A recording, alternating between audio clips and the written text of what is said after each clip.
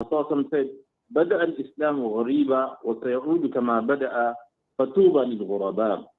Islam has started off with something strange. It will return to the state of strangeness. Then give glad tidings to those people who are deemed as strangers. Why would people be deemed as strangers? People will be deemed as strangers because they will be holding on firm to Deen. They will be trying to practice on their Deen. They will be staying away from the haram that is going around them, going on around them. In another place, Nabi sallallahu alayhi wa sallam mentions, يأتي زمان على أمتي القابض على دينه كالقابض على جمرة من النار. That it will become, a time will come upon my ummah, that to practice upon Deen, it will be so difficult, it will be as if a person is holding on to a burning coal.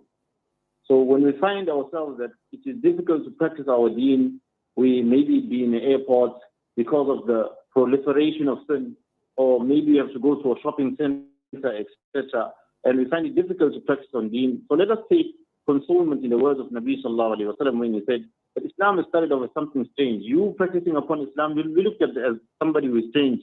And also those difficulties are going to come. But if we look into the life of the Sahaba radiallahu anhu and Rasulullah sallallahu alaihi wasallam, we'll always find guidelines. In another place, on one occasion, Sahabi said to Rasulullah sallallahu alaihi wasallam, that, Ya Rasulullah, tell me such words that I will not have to ask anybody after you. So Nabi sallallahu alaihi wasallam told him, say, you believe in Allah and remain firm on that. That is, fulfill the tenets of faith.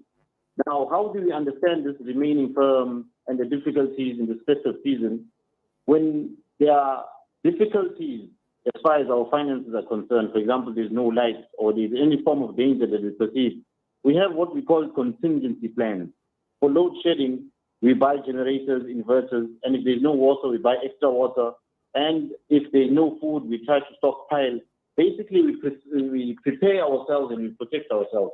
So how do we prepare ourselves to safeguard our iman during this festive season? So number one, obviously, primarily is good company.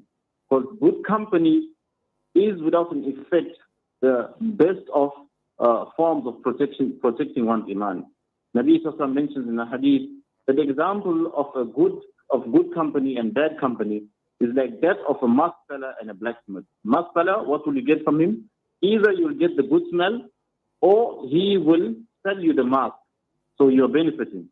And in bad company, either he will, in bad company, which is the blacksmith, either you will burn your clothes or will come out smelling like smoke. So Imam Ghazali rahimahullah under this point explained that this goes to show that the company one keeps has a definite effect. So we should never underestimate the effect of company. And the bad company has a negative effect. It will prompt us towards doing wrong. And good company has a positive effect. It will prompt us towards doing good.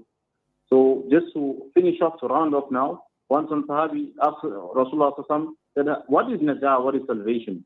Nabi Sallallahu gave him the prescription, or rather the formula to attain salvation. So he said, number one is amlik alika lisanik.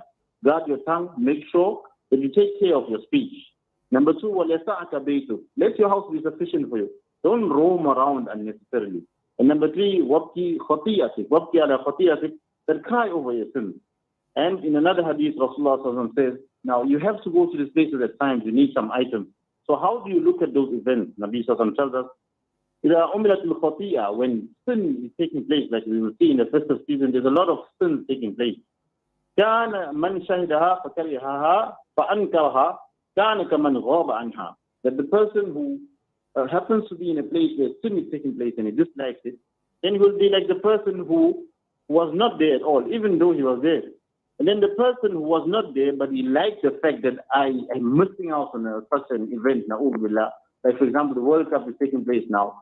There's a lot of sin taking place over there. So the person who dislikes whatever is taking place there, then even if he has to be around this vicinity, he will be written as one who wasn't there. So let us understand the seriousness of sin and the seriousness of these environments wherein sin is taking place and safeguard our iman. May Allah subhanahu wa ta'ala grant us tawfiq of protecting our iman and keeping the company of the righteous and spending our time in a manner that will please Allah subhanahu wa ta'ala. Wa akhiru da'wana and alhamdulillahi rabbil alameen. Back to you, Brother Inayat.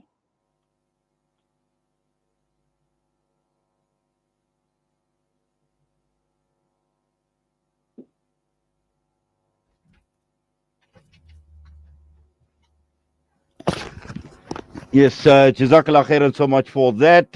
Maulana Naseer Mirazi, and Allah subhanahu wa ta'ala grant us the ability to understand. Allah subhanahu wa ta'ala grant us the ability to practice on the wonderful Nasiha this morning. We wish you all the best, inshallah. And Jazakallah once again for your time with us this morning, Maulana. Assalamu alaikum wa rahmatullahi wa barakatuh. Moulana Naseer Mirazi with us this morning, and the time is just gone 2 minutes past 9, and we're heading for the news.